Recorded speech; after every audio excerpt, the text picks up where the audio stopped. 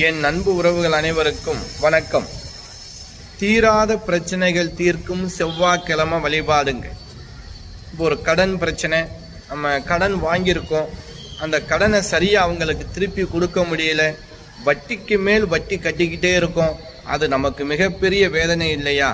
இல்லை ஒருத்தருக்காகங்க, ஒரு நண்பருக்காக, ஒரு சொந்தத்துக்காக ஒருத்தர்கிட்ட ஒரு பணம் வாங்கி கொடுத்தேன் அவசரத்துக்காக, ஆனால் இப்போ அந்த பணம் அவங்க எனக்கு திருப்பி கொடுக்க மாட்டேங்கிறாங்க, ஏதாவது ஒரு காரணம் சொல்லி தவிர்த்துக்கிட்டே இருக்காங்க. இதனால பணம் கொடுத்தவங்க என்னைய ரொம்ப நெருக்குறாங்க, இதால் குடும்பத்தில் நிம்மதியெல்லாம் இல்லாமல் நான் இருக்கேங்க அப்படின்னு நினச்சிருந்தாலும் சரி. தொழில், நான் நல்லா படிச்சிருக்கேன், எனக்கு சரியான வேலை கிடைக்கல, வேலை கிடைச்சிருச்சுங்க, அதுக்கேற்ற ஊதியம் கிடையாது, வேலை சும்மா அதிகமாக இருக்குது, நான் எவ்வளவுதான் கஷ்டப்பட்டு வேலை பார்த்தாலும் எனக்கு நல்ல பேரே இல்லைங்க. உடல் ரீதியான பிரச்சனை, நான் போய் நல்ல மருத்துவர்கிட்ட தான் போகிறேன், எல்லாம் பண்ணுறேன், ஆனால் இதுக்கு ஒரு நிரந்தரமான தீர்வே கிடைக்கலைங்க.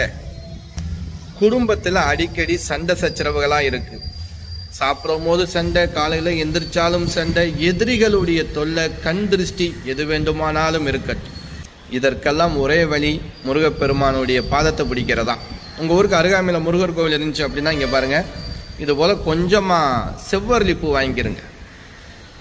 இந்த செவ்வரளி பூ கொஞ்சம் வாங்கி முருகப்பெருமானுக்கு சாத்திட்டு 2 விளக்கு, நல்லெண்ணெய் தீபமாக இருந்தால் ரொம்ப விசேஷம், நெய் தீபமாக இருந்தால் சுத்தமான நம்ம சாப்பிடக்கூடிய நெய்யாக இருந்தால் ரொம்ப நல்லது.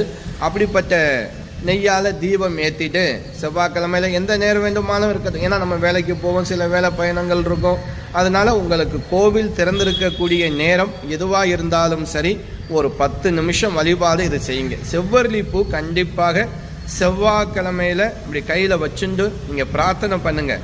எனக்கு இந்த பிரச்சனை இருக்குது, இந்த பிரச்சனைகள் எல்லாம் எனக்கு நிவர்த்தியாகணும் முருகா, எனக்கு இது போல் எனக்கு தீராத பிரச்சனை, தலைவலியாக இருக்குது. உங்களுக்கு நான் சொன்னேன் இல்லையா, இதில் எப்படிப்பட்ட பிரச்சனைகள் இருந்தாலும் சரி, திருமண தடையாக இருந்தாலும் சரி, புத்திர பாக்கியத்துக்காக இருந்தாலும் சரி, அப்படின்னா அது எப்படிப்பட்ட பிரச்சனையாக இருந்தாலும் சரிங்க, இந்த செவ்வரளி பூ செய்யக்கூடிய மாயம், அதாவது முருகப்பெருமான்ட்டு நீங்கள் கையில் வச்சு முதல்ல வேண்டிக்கிறணும். பிரார்த்தனை வேண்டினதுக்கு பிறகு தான் அங்கே உள்ள அர்ச்சகர்கிட்டயோ பூசார்ட்டையோ கையில் கொடுத்து முருகப்பெருமானுக்கு சாத்த சொல்லுங்கள். சாத்தி தீபாரணை காட்ட சொல்லுங்கள். தீபாரணை காட்டும் போது முடிஞ்ச வரைக்கும் உங்களுடைய கஷ்டத்தை நினச்சா கண்ணீர் வரும், முருகப்பெருமானுக்கு முன்னாடி கண்ணீர் சிந்துங்க. உங்கள் வாழ்க்கையில் அடுத்து கண்ணீர் சிந்தவே மாட்டேங்க. கஷ்டத்துக்காக ஆனந்த கண்ணீரும் சந்தோஷத்துக்கான கண்ணீர் மட்டும்தான் முருகப்பெருமானு கொடுப்பானே தவிர மித்த எந்த கஷ்டத்தாலும் உங்கள் கண்ணில் இருந்து கண்ணீர் வரவே வராது.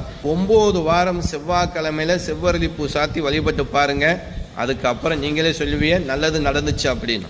நம்பிக்கையோடு செய்யுங்க, நல்லது நடக்கும்.